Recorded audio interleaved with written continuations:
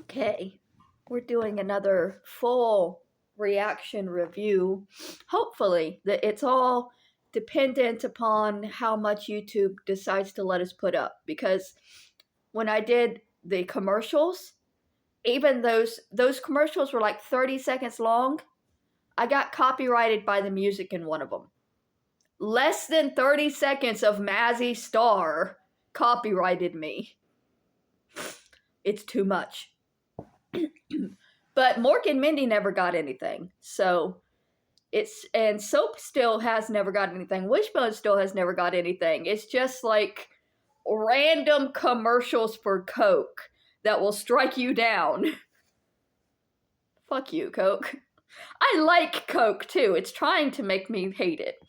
Anyways, today we're going to watch an E! True Hollywood Story on the Jenny Jones Show. So, okay.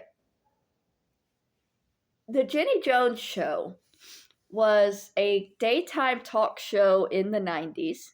I watched it. I was white trash. I watched all of them. We watched Jerry Springer, Ricky Lake, Maury Povich, Jenny Jones. They were all the same show, just different hosts. They were exploitative, dramatic. They liked fighting. They liked drama. They liked crying.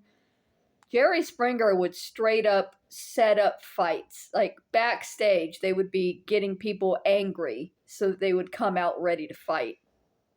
It was a part of the culture of daytime TV in the 90s.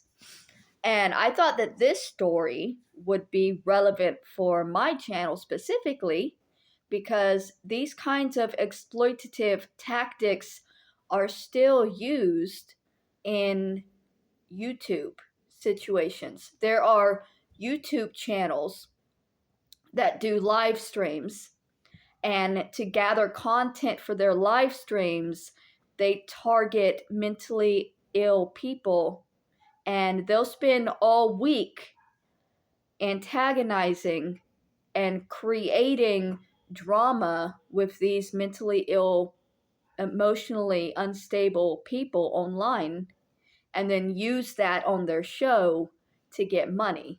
I know they do this because they do it to me. For 6 years, I've been exploited and I've been used by these channels that thrive and profit from hatred and from drama. And if it was naturally occurring and they were just reacting to it, it would be one thing. But it's not naturally occurring if you're poking the person and lying to them and trying to anger and upset them to get the content that you want, which is what they do. This man held a fundraiser targeting my brother's grave. He says it was just a joke. He never intended to go after my brother's grave, but the intent was to upset me. That was the intent, and it worked. So he doesn't get to say that he doesn't antagonize and create the drama that he then profits off of. Jenny Jones, and pretty much all of them back in the 90s that did this type of entertainment, they all exploited, they all antagonized, they all instigated. This specific situation, Jenny Jones had a man on the show. She told him somebody he knew had a crush on him and wanted to reveal it. It was a secret crush episode. What she did not tell him was the person who had a crush on him was another man. And he was not gay. So it bothered him a lot to go on national TV in front of millions of people as a straight man and have a gay man profess his love to him. And afterwards, this gay man continued trying to have a relationship with him. And it was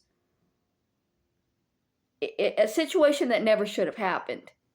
Jenny Jones set that up. This man never would have even made his feelings known, come out to him, it would have all stayed a secret and he would have lived if Jenny Jones had not decided that she needed a show that day. But he did not live because what I believe happened is that the gay man was murdered by the straight man later after the show. It's very complicated, obviously.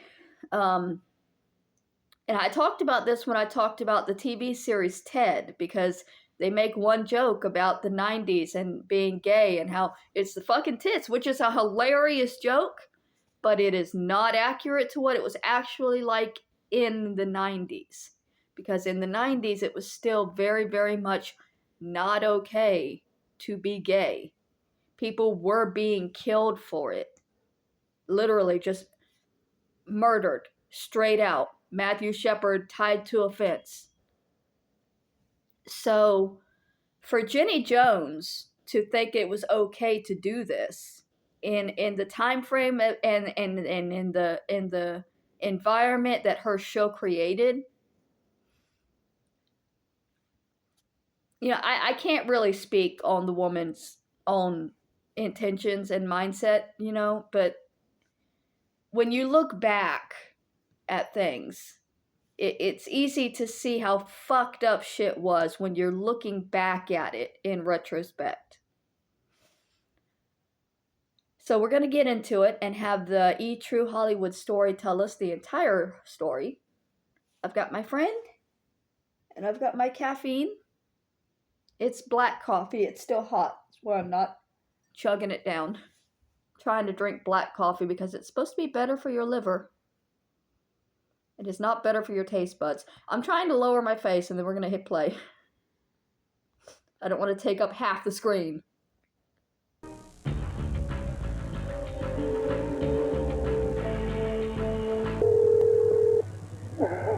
Scott, you're okay? Emergency 911. Please get someone here right away. My friend has been shot.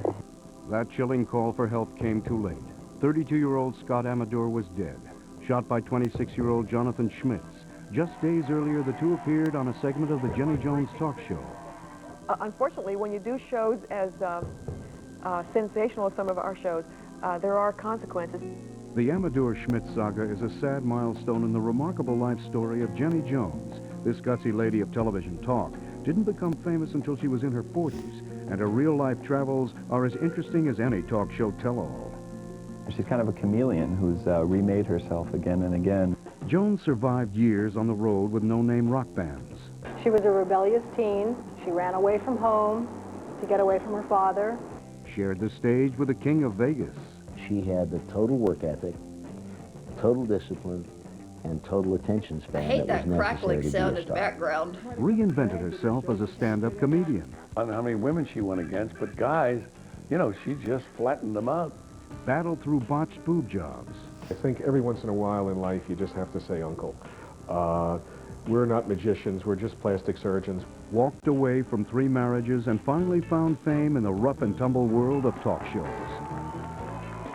If you slept with your sister's cousin and had your uncle's baby, call us. But fame Jones found did not come without a cost. I think had that show never happened, that murder would have never taken place.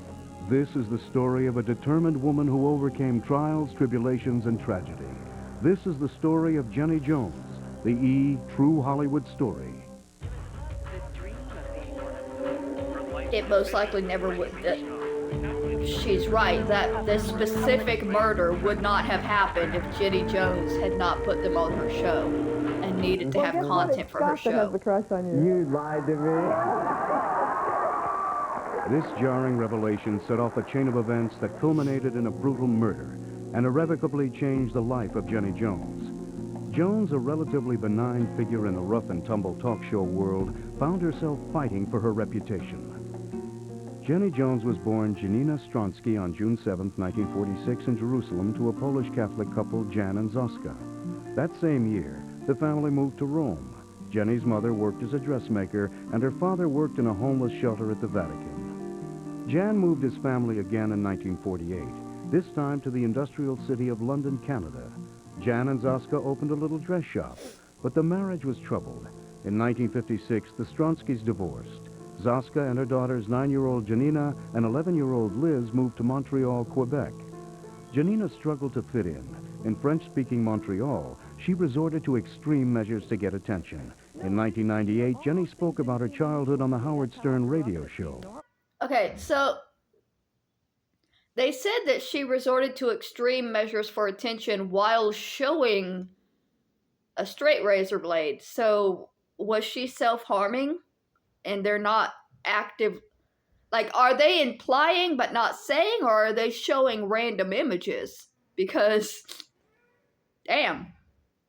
Same. I also used to use those type of razors when I started cutting at like 14. I would use the little straight razors that came out of guys' shaving blades. But something was bothering you because you carved your name in your arm? Okay. I did, yeah. With a razor blade? Yeah, I was sort of in that, like a little gang Her kind own of thing name? when I was 10, 11 years old. Wow. And I wanted to be tough. The tough exterior I carved was other just an people's act. names when I was Janina mad. suffered from low self-esteem. The young girl needed support and love, but she couldn't turn to her mother. She was a serious alcoholic. I never carved any names that scarred, though. When I would carve names, it would be like very, very minimal. I knew it wouldn't scar. So like, most of my scars are just lines and slashes. You can't. It was where I wasn't really focused enough, right? If I was like doing somebody's name, I had to pay attention to what I was doing. Most of the time when I was self-harming, it was because I was having a breakdown and I wasn't really in control of what I was doing. Like a binger who would drink, for a week and 2 weeks. Jan worried about his daughter's safety. In 1959, he won custody of Janina and Liz and brought them back to Ontario. The move did little to dispel Janina's anger. Jenny's first husband, Jack Poster. She ran away at a young age. She was pretty distant from her father. By the time she was 16, Janina was blossoming into a beautiful woman. But constant criticism from her parents made Janina feel inferior. Magazine writer Jane Birnbaum. Her father shamed her into performing so-called breast-enhancing exercises. She had an alcoholic mother who touched her breasts and tweaked them. Janina escaped her troubles at home by hanging out with musicians in local clubs. Intrigued with the drums, she asked a friend if she could try his set. In her autobiography... Mostly unrelated, but my grandmother was obsessed with my tits. I mean, absolutely obsessed. I mean, she would comment all the time, telling people, I don't know where she got those. Nobody else in the family's got those. We all have them, I promise you. Be my story. Jenny wrote, I asked what kind of money a drummer could make. He said $75 a week on the road. Wow, somebody pinch me. The two things I wanted most in the world, money and leaving home. By 1963, 17-year-old Janina decided to do just that. After practicing on a used set of drums she bought on credit, Janina set out to find work. Janina landed a gig touring around Canada with a two-man combo. She dropped out of high school, packed up her drums, and left home. Janina's father let her know that she was not welcome back. She wanted show business, very much so. She had aspirations of becoming a star, even back then. For the next 4 years, Janina crisscrossed Canada. It was a life of cheap motel rooms, raunchy clubs, and fleeting relationships. By the spring of 1967, Janina was burned out. Hey, there's She music needed playing a that'll change. probably be So copyrighted. she started with her name. She wanted something catchy, but simple. Soon, Jenny Jones was born. Jenny took her new name and everything else she owned and headed for Hollywood. Friend Terry O'Brien.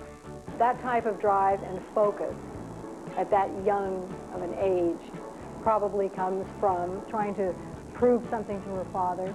Jenny rented a small studio apartment. She registered with the Musicians Union and worked as a hostess in a strip bar while waiting for an audition.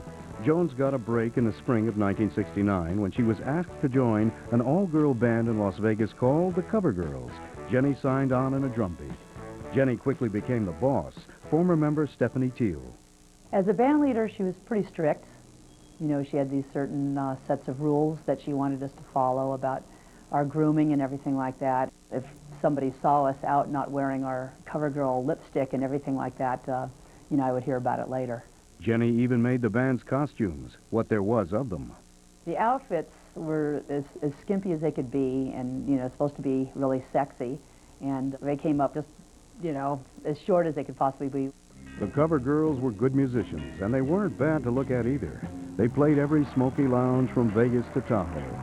It was in one of those lounges that 23-year-old Jenny met 19-year-old trumpet player Jack Poster. I saw this group playing with Jenny in it, and I could see Jenny, and she kind of looked at me too and smiled, and I smiled. The next night, she was up in our audience watching the Harry James show. She waited for me, and we met. Jenny and Jack dated steadily for months. Poster was head over heels. She was very, very attractive. It kind of mesmerized me, the fact that she was an older woman that hadn't had no sexual experience whatsoever.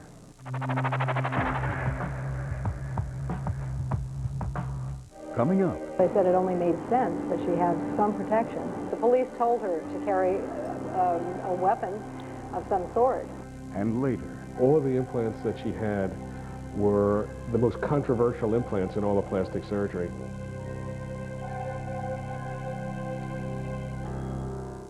Amanda Berkeley's fans know her as America's favorite TV mom. But Oh, we've got ads. No better. Open my soda with some rum!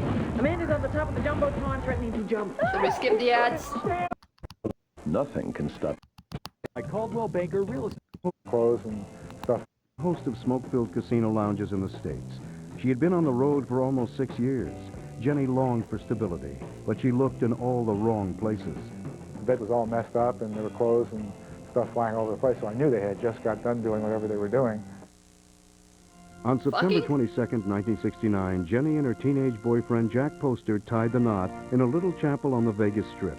The couple soon discovered that their musician's lifestyle did not lend itself to married life. 69 We only cents. saw each other for brief moments, a week or two here, a week or two there. It really wasn't much of a marriage.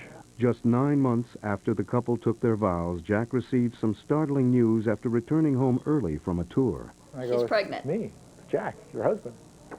And she said, just a minute. And I thought that was very strange. And about 10 minutes later, the door opened up, and out she came with husband number 2. Well, I stood there in shock. She's a polygamist. She said that the marriage is over and that she didn't want any part of it. Surprise, honey, I'm a Mormon. Meet your fellow husband. Me, and that she wanted a divorce, and that she was in love with Al. Al was Al Gambino, a music composer at the Aladdin Hotel. Stunned and hurt, Jack filed for an annulment. Just 9 days after it was granted, Jenny married Gambino. The marriage spelled the end of the Cover Girls. When she was going to marry Al, that's when she decided to break the band up. So I think it was just her idea. Well, I think because they wanted to do She's their a bit manic, comedy isn't act. she? The act was a disaster, and so was the marriage.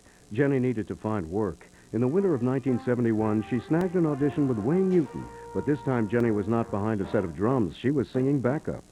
I went down. By the time I got there, rehearsal was over. They handed me a dress and a tambourine. They said the show starts at 8. I looked at the other girl singer, and I there said, he do is. you have the dress that the girl who vacated that position was wearing? Yes. Ask your grandma. This guy's a big deal. You have no idea who he is, but I promise your grandma's going to go crazy. Will it fit Jenny? Yes. Well, Jenny, I suggest you go get dressed. And she said, not tonight. And I said, yeah. If you're going to swim, get in the pool. Jones dove right in, but Jenny's success seemed to aggravate her strained marriage. In the fall of 1972, after just 2 years together, Jenny and Al divorced. Just a few months later, Jenny found husband number 3, a marketing executive with Capitol Records named Buzz Wilburn. The two were introduced by Wayne Newton. Both Buzz and Jenny, There he is again. at that point in time, Now it's the Wayne Newton show. had both been through a bad relationship.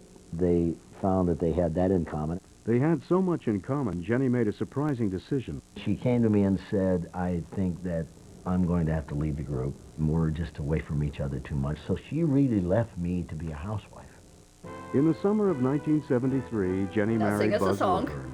Buzz owned a beautiful house in the Hollywood Hills. The couple settled into domestic life. but not quietly. When she was married to Buzz, right, he had like 4 children, and they were like grown. They were, you know, teenagers, and that was something she stepped into, not knowing what it was like. Jenny was in for more surprises. Buzz was experiencing financial troubles. Just a couple of years after the wedding, the couple was forced to move from their lavish home into an apartment in the city of Marina del Rey. The couple needed cash, so Jenny went back to work. In 1976, she formed a new band, Jenny Jones and Company. One night after a performance, a man attacked and tried to abduct Jenny in the parking lot of her apartment complex. Although she escaped, Jones was never the same. The police told her to carry a weapon of some sort. They said it only made sense that she have some protection. Former manager Rick Marceau. Hey, Rick. She says, "Here, hold this." And it was a really feminine, dainty little purse. And I said, "Okay." And I grabbed it, and went right to the ground. It was heavier than heck. I said, "What the heck's in here?" Well, there was a .38 in her purse. Jenny and Buzz seemed to suffer as a consequence. In 1981, after years of conflict, they divorced. Jenny and Company continued to limp along, playing in local bars around L.A. 36-year-old Jenny was frustrated. Her music career was going nowhere. Jones decided to try something else. That something else was stand-up comedy. That time comedy was just coming up and there weren't many women doing it, and so I thought, how hard can it be? I'll do stand-up. Jenny started performing at open mic nights and comedy clubs around L.A. while working as a secretary during the day. She's a risk taker. I mean, she forges ahead where other people would stop in their tracks, you know? And Jenny just keeps going. In March 1981, Jenny's persistence landed her a gig at the Laugh Stop in Encino.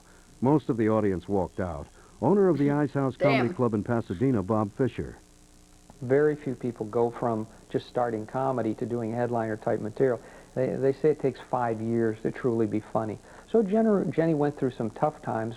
And times got a lot tougher. Sorry, I wanted to point out that hair, but it clicked away from it so fast I didn't have a chance to pause it. Oh, some ultimate 80s hair. Coming up, Jenny's I can smell the surgical odyssey Aquanet begins. from the 80s. She had problems with them from the beginning. It was a monumental disaster.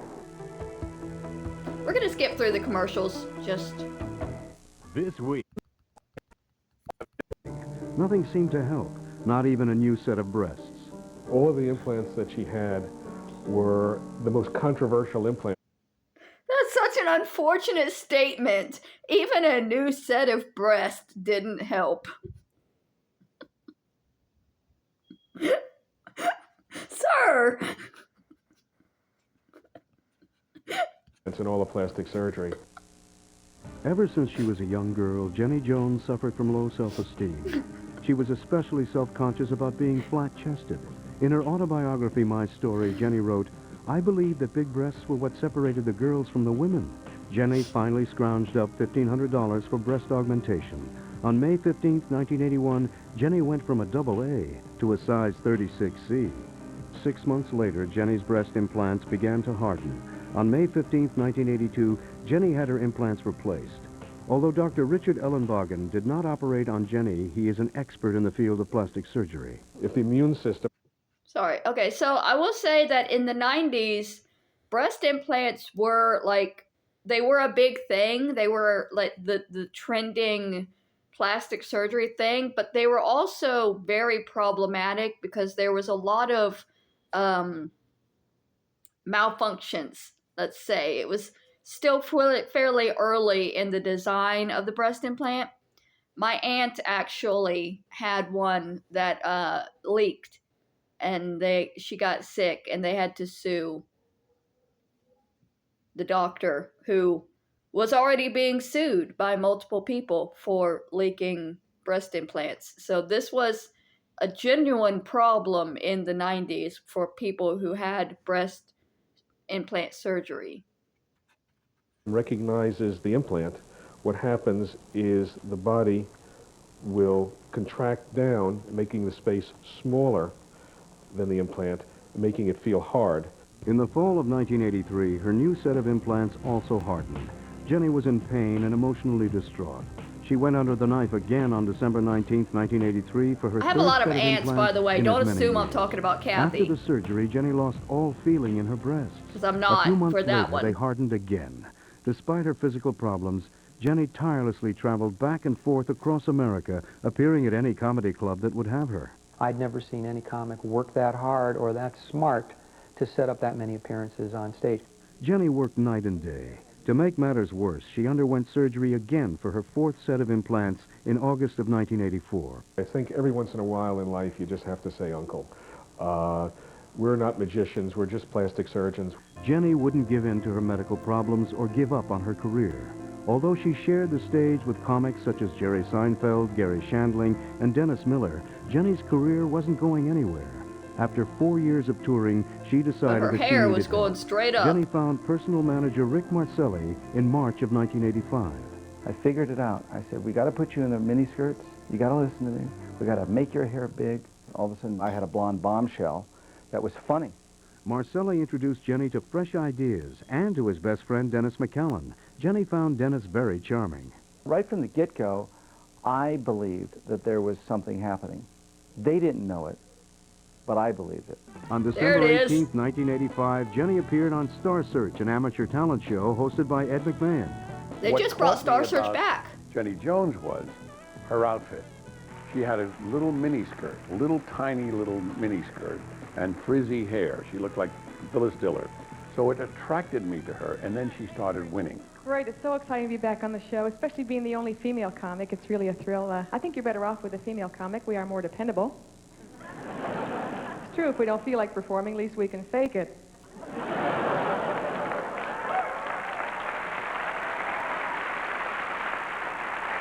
I'm dating now, and a couple of things annoy me. I get annoyed when a married man asks out a woman. That really bothers me, especially when they lie. They tell you they're single, they pick you up in a Winnebago with a swing set on the top. When she won, she didn't think she was going to win. She only had one outfit. So when she won, we had another show to tape that night. She had to go quick and make herself another outfit. So she made 13. Somewhere out there in Hollywood, in a comedy club, there's a copied copy of this woman making these exact same jokes, just slightly updated for 2026. Because they're still the same problems. These outfits herself. On February 13, 1986, Jenny Jones became the first female comedian to win the $100,000 Star Search Grand Prize. She ran to the phone and called her father. I mean, she was so excited to tell her father that she had just won. It was just like a proud moment. Jenny's success on the show caught the attention of Sammy Davis Jr. Jones traveled with Sammy. While she was on the road, Jenny learned her father had leukemia. He died in May 1989. Couldn't keep his good eye off Despite of her her. grief over the loss of her father, Jenny continued to tour. Star Search gave her legitimacy as a comic, but she still wasn't a headliner. Jones decided it was time for a change. Jenny parted ways with her manager too young Rick to know Marcelli Sammy and hired Davis, he Rick had a fake Bernstein. eye. Bernstein quickly got Jenny a gig with singer Engelbert Humperdinck. I was touring with Engelbert, whose audience is all women practically, and I was very well received, and I thought, gee, working for all women would be great. Why not just do only women? And I created Girls Night Out, which was a stand-up act for women only, like a pajama party where we kind of just locked the doors, barred the men, and let our hair down. It was very successful. We have a lot of guys that try to come and drag to these shows to kind of fit in. Now, let's just do like a hairy knuckle check. Can we just, okay, who has not shaved their legs for like 14, 15 days? Girls' Night Out was the big break Jenny needed. Critics raved and audiences loved it. When she stretched her hand out with the microphone and put it in the women's faces in the audience, clearly the executives could clearly say, oh, talk show host. In March of 1990, executives from Lorimar Television offered Jenny a daytime talk show. A few months later, she shot the pilot for what was to become The Jenny Jones Show. It was quickly scooped up by local television stations. In June of 1991, Jenny moved to Chicago to begin taping. The original format called for several lighthearted topics interspersed with comedy sketches. The Jenny Jones Show debuted on September 16, 1991. Television critics ravaged the show and the audience ignored it. Chicago Tribune critic Steve Johnson. She's an average to below average talk show host with an average to below average talk show. The reviews were bad, but the news about Jenny's health was worse. She Okay. received her 5th set of implants in the summer of 1991. Months later, exhausted and frustrated, Jones decided to tell... 5th. Bitch. If your body has rejected 4 sets of implants, you are not meant to have tits. You have to come to terms with it. the world about her problem. I had that constant underlying fear, someday somebody's going to expose me. On February 24, 1992, Jenny landed on the cover of People magazine when she spoke about her plastic surgery nightmare. I went public because I knew I had the power to stop women from having breast implants unnecessarily. While some critics claimed ratings stunt, Jenny's revelation had a positive impact on the show. Ratings slowly increased, and in April of 1992, Jenny's talk show was renewed for a 2nd season. Jenny continued to experience problems with her implants. On May 8, 1992, she checked into the UCLA Medical Center. Ultimately, Jenny had her breast implants taken out. I think this is a wise decision after 5 tries. After doing this, the breasts don't revert back to exactly the same position they were before she had any surgery done. Coming up, Jenny's show takes a turn. Ambush or sort of secret-oriented shows, I think, have sort of been her trademark. She was a famous opera diva who married a Greek tycoon, but when American royalty stole her husband, did depression cause... Downy wrinkle releaser, especially my... It could have happened to anybody else. It could have happened to Or America Online, keyword E, Too far. exclamation point.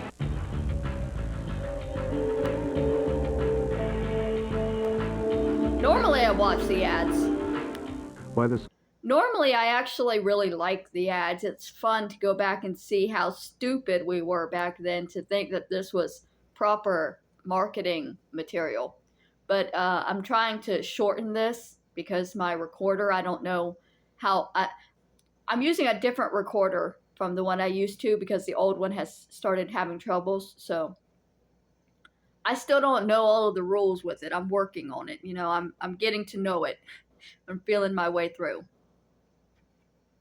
Summer of 1992, Jenny Jones survived 3 marriages, 6 breast surgeries, and bad reviews. Then a bizarre turn of events tore at the very fabric of her beliefs.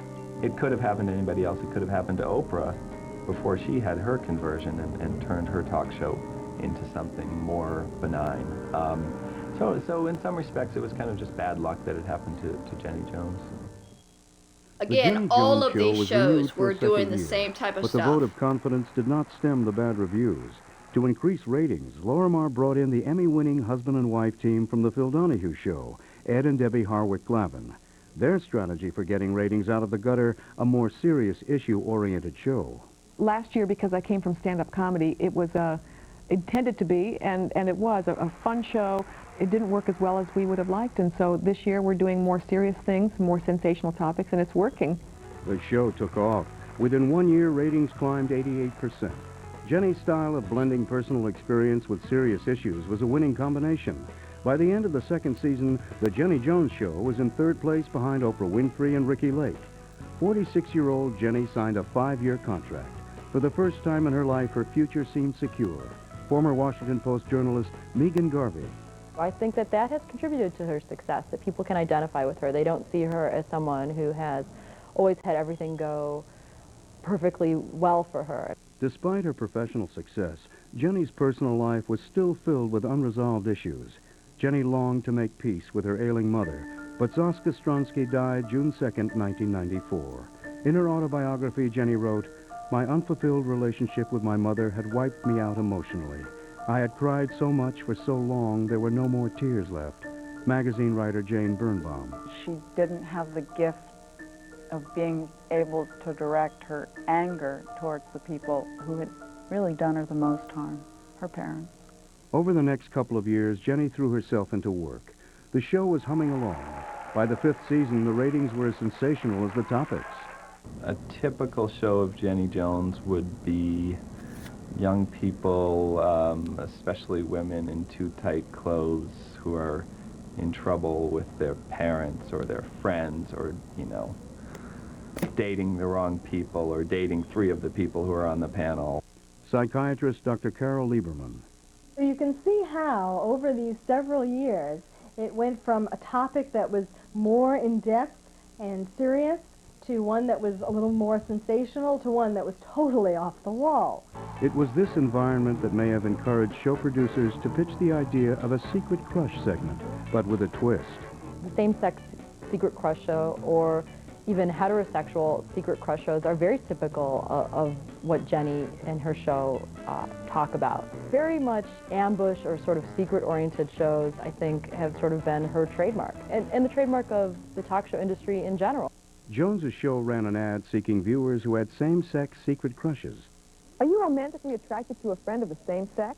A 32-year-old bartender named Scott Amador answered the call from his home in Lake Orion, Michigan, a suburb of Detroit. He was a talk show addict, and he called the show. He wanted to be on. He was swept up with it. He wanted to be famous. You know, he wanted to have his 15 minutes of fame. Amador, who was gay, told producers that he had a crush on an acquaintance, a 26-year-old waiter named Jonathan Schmitz. Amador met Schmitz some months earlier through a mutual friend, Donna Riley. Amador gave out Schmitz's work number. A producer called Schmitz. Jonathan didn't know anything about the Jenny Jones show, what type of show it was, who she was. The producer explained the premise of the show. Schmitz had a secret admirer. If Jonathan agreed to appear on the show, the admirer would be revealed. According to former employer Jackie Downey, Schmitz was interested if the admirer was female. I know when he talked to them on the phone, I happened to be walking by and I heard him say to somebody, tell me, because if it's a guy, I'm not coming. So I know he was adamant about that. I don't know what they said to him. That should have been the signal to say, okay, we can't do this specific show. Because he made his feelings very clear. If it's a man, I do not want to do the show. They should have called it off. That changed his mind about going. Schmitz called his father, Alan, a disc jockey. One Sunday morning, the telephone rang. I said, John, where are you? We're supposed to be here for church. He said, Pop, something strange but wonderful has happened to me. He said, I'm going to the Jenny Jones show. He said, I've got a secret admirer. Alan was cautiously optimistic for his son. He knew Jonathan was not very strong mentally. Jonathan was a very fragile person in the sense that he had suicide attempts before in his life. Jonathan had been under the care a year before at a psychiatrist. Schmitz openly speculated about the identity of his admirer. He said, I'm dying to know who it is. He said, I think it's Kristen, who happened to be his fiancée. They had broken up probably about a year before. When he then started talking to some of the people at work, he wondered about Donna being a possibility. Donna, who was in on the secret, denied that she was the admirer. Amador also denied his involvement. Jonathan's former attorney, Fred Gibson. And he said, hey, you guys didn't do this, did you? Or words to that effect. Oh, no. We didn't have anything to do with it. They laughed at him, knowing full well that they had set him up. As tape day drew near, Jonathan became excited. He bought new clothes and got a haircut. On March 5th, Schmitz left for Chicago. Amador and Riley followed on a different flight. On the day of the taping, March 6th, Schmitz was kept separated from Amador and Riley in a soundproof booth. As the show began, Scott was encouraged to describe his sexual fantasies about Jonathan Schmitz. Well, you were in a hammock or something? Tell us about that fantasy. Yeah, actually, I got a pretty big hammock in my yard, and I thought about tying him up to my hammock. And? Well, it entails like whipped cream and champagne, stuff like that. After the audience applause died down, Schmitz was called to the stage. Did you think Donna had the crush on you? Did I? No, we're good friends. Well, guess what? It's Scott that has the crush on you. You lied to me. John threw his hands in front of his face of knowing that he's in something that is beyond his control. But he continued to be humiliated throughout the show. He professed his heterosexuality on the show. As Jenny Jones asked him, is there any hope for... It's unfortunate that humiliation was and still is such a drawing point for talk shows that it's spilled over to where there are full communities on YouTube that just focus their lives on humiliating people for content. It started back in the 90s with these talk shows.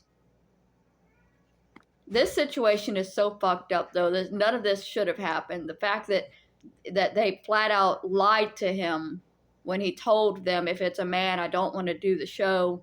He has mental health conditions. They're exploiting him. They're humiliating him in a time frame where it is not okay to just be gay.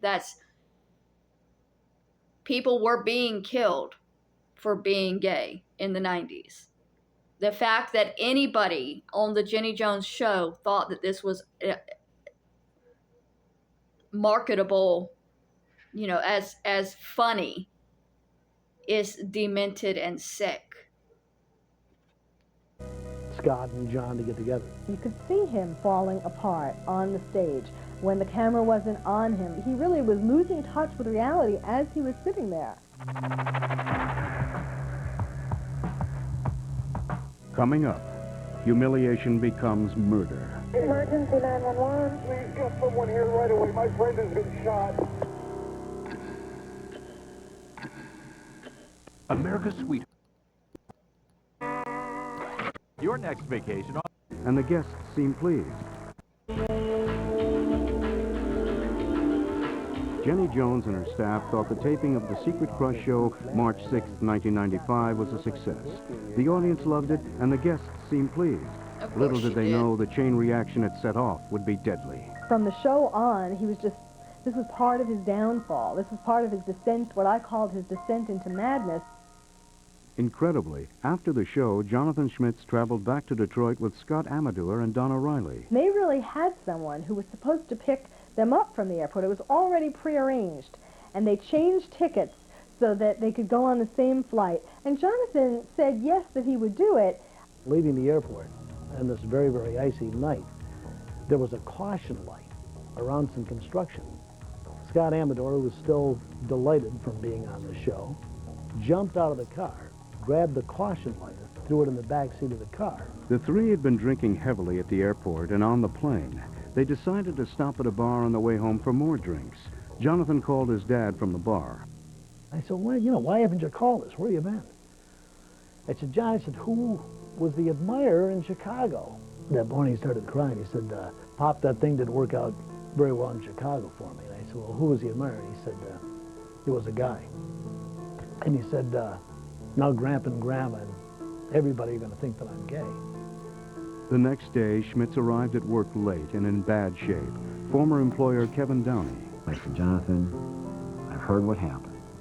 I know it's upset you. You've come too far in life. You have to get over this. And he assured me that he would. But Schmitz wouldn't get over it. After work, he went out and got drunk with a friend. The morning of March 9th, after another night of binge drinking, Jonathan returned home to find a souvenir from the trip left on his doorstep. Found this caution light turned on and flashing at his door in a pornographic note from Scott Amador. Sorry, so for the people think he needs to just get over it. It's not just that it's a gay panic because it's a man it's also the public nationwide humiliation, the knowledge that when this airs, what people are going to think of him, what people are going to say about him, what people are going to do to him. I've gone through this with these channels exploiting me and using me. I have had days where I have just been absolutely terrified and feeling like I can't go on living. How am I going to continue my life with all of these people seeing these things, saying these things about me, knowing that I have these problems, knowing that I'm sick, knowing that my family is what they are, and that I'm, when I break down, knowing that people have seen me cry and seen me have panic attacks, and how it is humiliating. It is very, very frustrating to me that is, you know, that is my life. Everywhere I go, it's possible that somebody has seen me online because of what these channels have done to exploit my mental health. Most of all that they're going to have seen is me having a mental breakdown. This man's fear that the world is going to see him as gay is taking over his senses. And it's sort of valid. I mean, he should not have actually gone anywhere with them. He should have gone home after the show. But that would not have stopped him from ruminating about it and getting upset about it, because even sitting here by myself, I get upset about things that these people are doing. But there's nothing I could do about it, but he should not have gone with them afterwards. But also telling somebody that to get over it, when you can't imagine what that type of humiliation feels like, or how hard it can be to actually get over something like that. Humiliation can kill people. Like, that's something people don't want to acknowledge. They say sticks and stones and all, but words can absolutely hurt. They can break hearts, they can break minds, and they can kill. Said, if you want to get it off, you got to use the right tool. At that moment, John turned into somebody else. He was on automatic pilot. Any reason that he may have possessed at that time was gone. Schmitz left his apartment, drove his 1981 station wagon to the ATM where he withdrew $300. He then stopped at a hardware store and bought a box of shotgun shells. From there, Schmitz proceeded to a gun shop and purchased a 12-gauge shotgun. After he made those purchases, he headed home, went from his apartment complex over to the mobile home park, which was not far away at all. Oakland County Prosecutor Donna Pendergast. About a block before Scott's trailer, he stopped his car, assembled the weapon that he had just purchased, and then when he pulled up in front of Scott's, he went up to the door under pretext. He didn't take the gun with him, but he went up to the door and told Scott's roommate that he wanted to speak with Scott. John did speak to Scott, then returned to his car, where he sat for 10 minutes. He then grabbed his gun and went back to the front door. As he's coming up the walk, he was spotted by Scott Amador, who yelled to his roommate, "Gary, he's got a gun." Scott tried to close the front door, and Jonathan was already in the porch at this time. He forced the door open with the barrel of the gun. Scott Amador, in a basically defensive posture, grabbed a nearby wicker chair and had it up in front of him, and Jonathan Schmitz fired right through it. His shot hit him in the chest, he hit the floor, and then once he was on the floor, he fired again. Scott, you're okay? Emergency 911. Please get someone here right away. My friend has been shot. What happened? Someone just came in with a gun and shot him. You don't know who it was? Someone that he knows. Okay, do you know who this person is, and can you give me a description? I only know his name is John. John, okay. Please hurry. After John shot Scott, he went to the nearest payphone and confessed. I think I just shot a man. Okay, calm down, okay?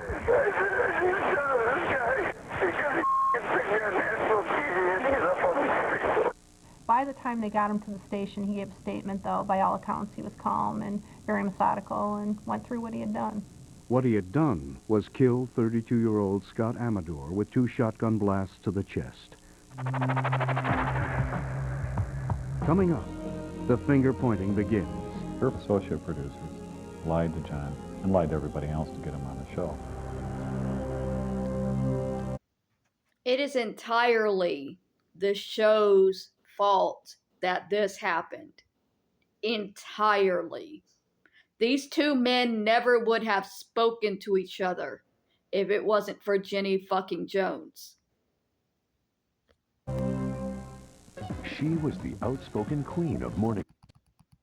This just 97 Why is Regis on my screen? Superstars every day, sale price. I don't want Regis on my screen. Not a fan. By March of 1995, Jenny Jones was on the defensive. After the taping of The Secret Crush show, 32-year-old Scott Amador was dead, and 26-year-old Jonathan Schmitz was in jail. Jones was about to find herself the topic of talk shows all over the country. Unfortunately, when you do shows as sensational as some of our shows, there are consequences.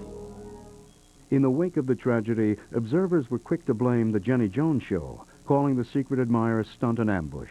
Her associate producers lied to John and lied to everybody else to get him on the show. But some say Schmitz knew it could have been a man or a woman. He actually bears some responsibility here, too. He knew what the format was going to be. He knew the surprise nature of the show, and he opted to go for it. No, no, no. Because they already stated, he flat out said, no if it's a man. So yes, he was aware it could have been a man, and he explicitly told the show. So no, you don't get to fucking blame that on him. Jenny Jones finally spoke out on March 15th, a week after the murder. She read a prepared statement on her show saying the show had no responsibility whatsoever because Schmitz was not misled. They didn't even have the courtesy to send a sympathy card to the Amador family or to make a telephone call. They stayed as far away from it as possible, hoping it would leave them. Fuck Jenny Jones and her hard tits. Straight. Once she had them straight, whether or not she should have come forward and been forthright a little earlier, that's a hard call. Jenny later said she wanted to speak to the families, but the show's attorneys advised her not to. On October 7, 1996, the Jonathan Schmitz murder trial began in Pontiac, Michigan. The defense tried to paint John as mentally ill. He was afflicted with a psychological condition. The fact was he had a medical condition. The fact is that combined, they present a real problem. Former executive producer of The Jenny Jones Show, Ed Glavin. The truth is that we didn't do anything or not do anything that led to the death of Scott Amador. That's the truth. We didn't pull any tricks. Jenny herself was called to testify on October tricks. 31st. The show that John appeared on March 6, 1995 was just that, wasn't it? Ambush television? No. Why would you fail to identify the true nature or topic of that particular show in this document? Because the premise of the show was that it was a surprise. Jenny's testimony didn't sit well with the jury. Juror Joyce O'Brien. What Jenny Jones said when she came into the courtroom was basically that she couldn't remember. She didn't know, which was kind of humorous to the jurors because how can you not know what's happening on your own show?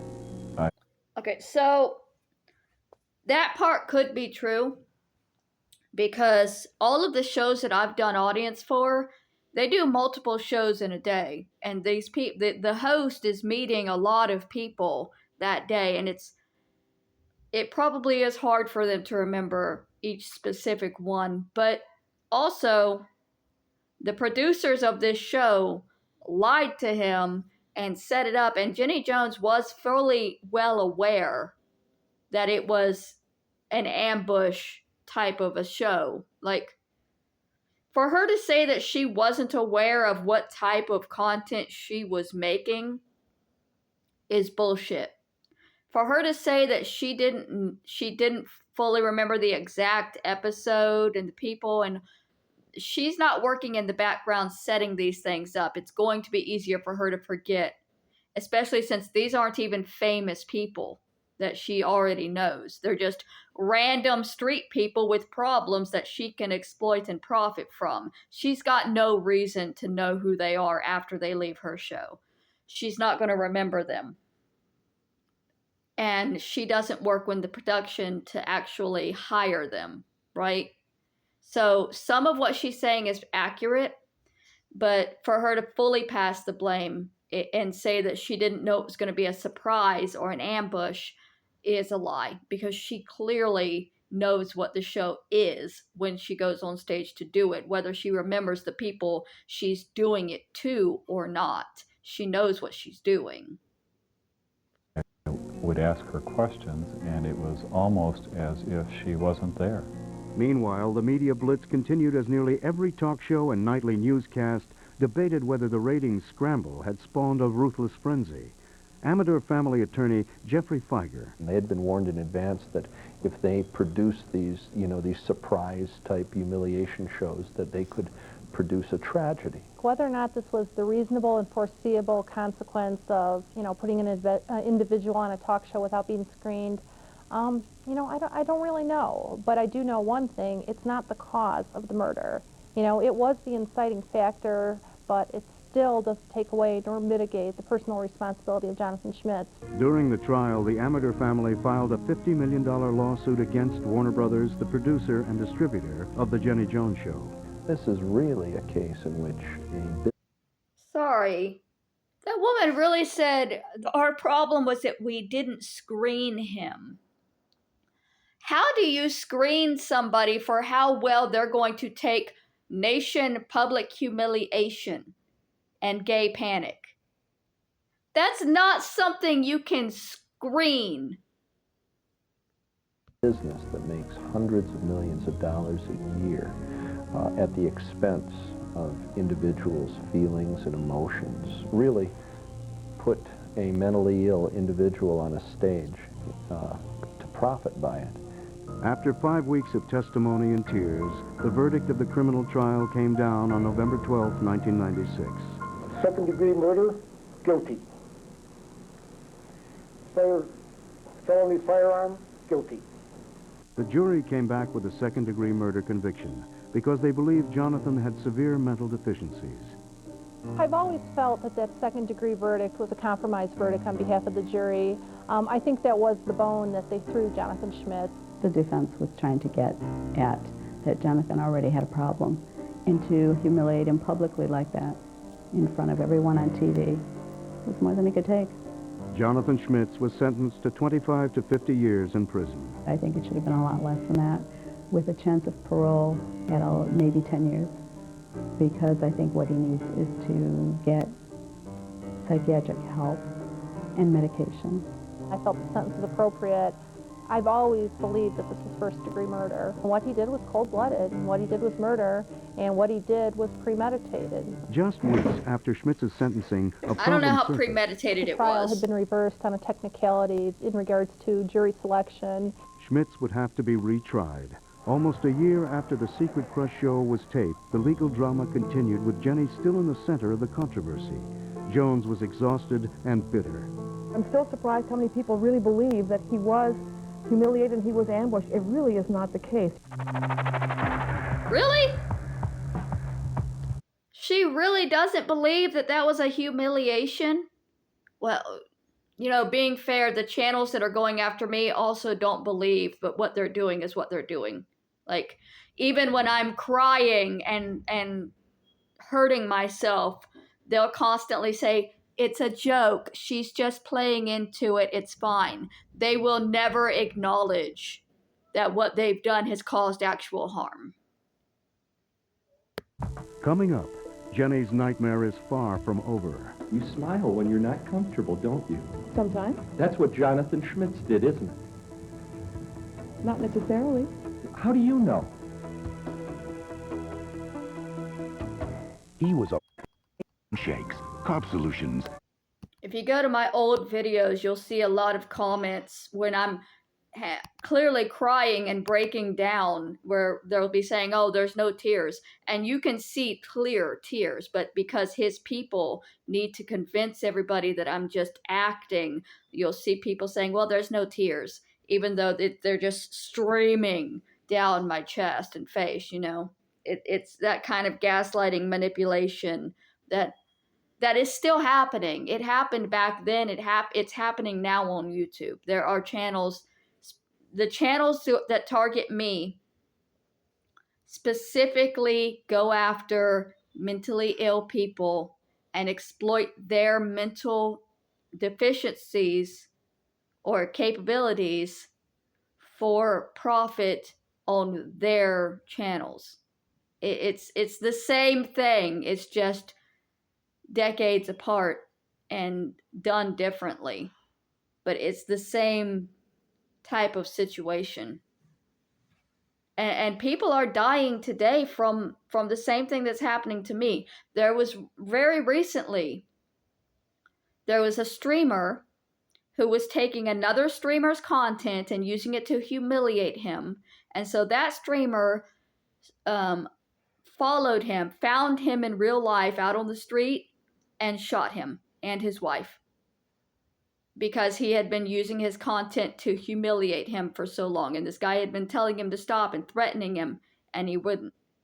It's rampant with online creators, and it's sad that it started back in the 90s, and we haven't learned anything from it because it's still happening, and the denial and the gaslighting and the manipulation of it afterwards and during is also so it's the same. It's just repeating. History keeps repeating, for different people.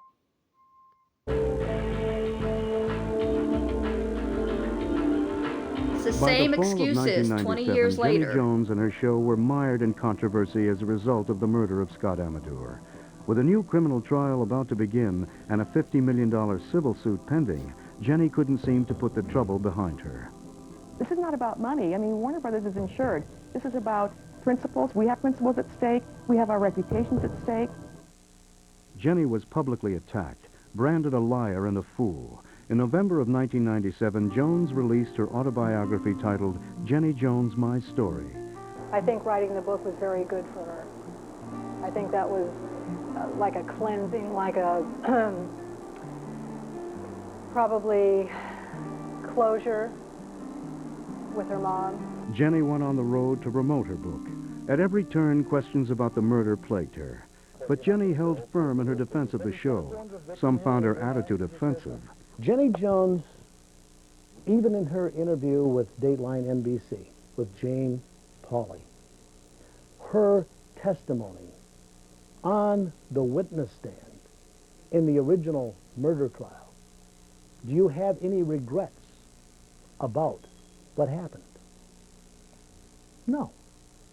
Would you change anything? No. It's the epitome of wicked. She responded in the only way she could, saying it was a terrible tragedy, saying that it certainly was never their intent for that to happen. The civil trial began on March 31st, 1999. On April 12th, Jenny once again took the witness stand. This time she was forced to contend with the Amador family attorney, Jeffrey Feiger. How are you? Good. Do you know that you're smiling? I believe I'm smiling, yes. So are you. You're not nervous, though, are you? I'm not comfortable. Right, and you smile when you're not comfortable, don't you? Sometimes. That's what Jonathan Schmitz did, isn't it? Not necessarily. How do you know? After a 5-week trial, the jury came back with a stunning victory for the family of the murder victim, Scott Amador. On May 7th, 1999, after just 7 hours of deliberation, jurors awarded $25 million to the Amadors. Scott's father, Walter.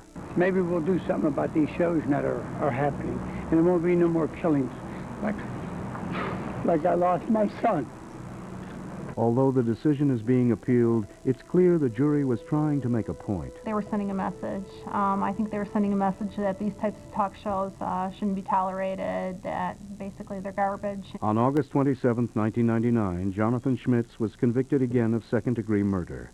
The verdict came down with little fanfare. His sentence remained the same, 25 to 50 years. The Jenny Jones Show is still as sensational as ever. The year 2000 marks the show's 10th anniversary. I think the Jenny Jones Show, it serves its audience. It serves a certain audience, and people do enjoy it. I know a lot of people who tune in regularly. Meanwhile, Jenny and her boyfriend of 10 years, Dennis McCallan, are still going strong, although the two have not tied the knot. People have been married many times. Sometimes they talk about not wanting to jinx the relationship by getting married. By all appearances, Jenny Jones made her dreams come true. She toured with a rock band, sang backup for Wayne Newton, created a successful comedy show for women, and hosts her own syndicated talk show. After 25 years living paycheck to paycheck, Jenny Jones finally cashed in on all her hard work. I loved what she had evolved into, and yet I'm the first one to know that evolution has to come with a great deal of hard work. And Jenny just keeps going. And whatever she does, she goes, you know, full force into it and doesn't let up. In the end, it paid off. Okay. So that was the Jenny Jones murder story. Am I not going to be able to do this? Really? Still relevant, you know, because I'm in a situation here on YouTube where this exact kind of exploitation of people with mental health problems is being platformed, monetized, and covered up whenever anything bad comes of it. And it's just very, very sad to see that it's still something capable of happening even after the fiascos of these types of shows in the 90s. I gotta stop this because it's gonna get too long though and it's gonna cut me off.